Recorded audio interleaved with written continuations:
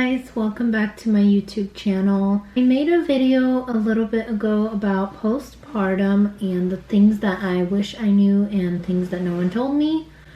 And I wanted to make a part 2 because I feel like there's a few things that I forgot to mention. This is going to be part 2 of what no one told me about postpartum.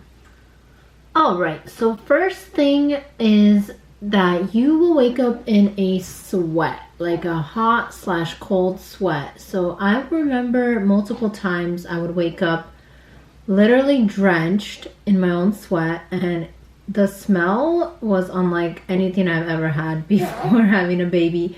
So I don't know if that's normal. I don't know if everyone experiences that, but I definitely noticed a difference in the way my body would release hormones and sweat. So I would recommend a really high quality deodorant for that phase and some really comfortable like sleeping wear that kind of absorbs the sweat so your body doesn't just hold on to it. Another thing no one told me is that I am going to have leaking breasts once the milk comes in. So there would be multiple times where I would wake up also covered in my milk because I didn't put a haka on the other side of my other breast while I was breastfeeding. So when your milk comes in, at least my experience was, my other breast would literally leak out milk because of the adjustment phase, and it goes away after like 2-3 months, but the first couple months for sure I needed a haka pump. If you don't know what that is, it's just this little silicone pump that you literally just pop on and it drains your breast when you are breastfeeding. So I love that thing. I cannot say enough good things about it.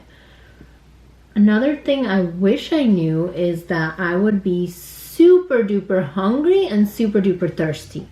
So when I would wake up in the middle of the night to feed my baby, this little baby, I love, I would wake up starving. Like I could eat anything in sight. But what really helped was getting a few protein bars or granola bars and just having them by my bed so that I could snack on them while I fed in the middle of the night.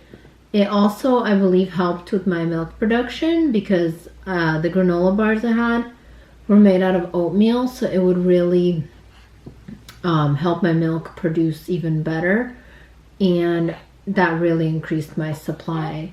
So I never actually drank any like teas to lactate, but the granola bars did the trick for me. So, and then also having a giant water bottle by your bed, either a water bottle or like a tumbler, something with a straw preferably, just because you can't really use both hands at the same time, so you kind of want something that's just grab and sip or whatever. So I wish I knew those because that would have helped me a lot. A lot of times I woke up extremely thirsty and I didn't have water and I'd have to go downstairs. And as anyone who's had a baby knows, time is super precious and every moment is just so valuable. So if you don't want to have to wake your husband up or whatever, then it's really nice to just have that handy by your bed. Another thing is waking up anxious about baby. Oh my gosh. So I would wake up in the middle of the night freaking out, anxiety, where is my baby? Because in the newborn phase, I was so tired that I would wake up and I literally thought I fell asleep with her on me while feeding her, when in reality I'd already put her back in her bassinet. But the amount of like sleep deprivation, and it's also new, and it's just, you're just on this other level of life that you haven't been on. And I might be preaching to the choir. If you're a first time mom, I feel like this is all new, but if you have had kids, you're like, yeah, I know. But my personal experience was I would wake up being like, where is she? And then I'd look over and she's in her bassinet. And so that was like a pretty rough phase to go through because the anxiety is real. You feel like you like rolled over on your baby, or you feel like your baby rolled off the bed. And it's a scary time and it's not fun going through that, but it does get better and that will end. And eventually you'll just know that you put your baby back, or if you co-sleep that your baby is right by you and she didn't roll off the bed. Especially if she's right by you, you just right away wake up and you see her. So that helps a lot.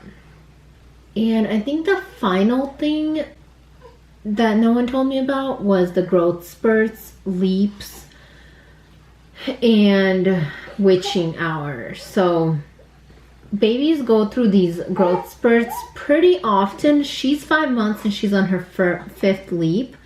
So I have the Wonder Weeks app, which tells you about when that's going to happen based on your due date and how long it lasts, the symptoms, basically what they're going through while they're on a leap.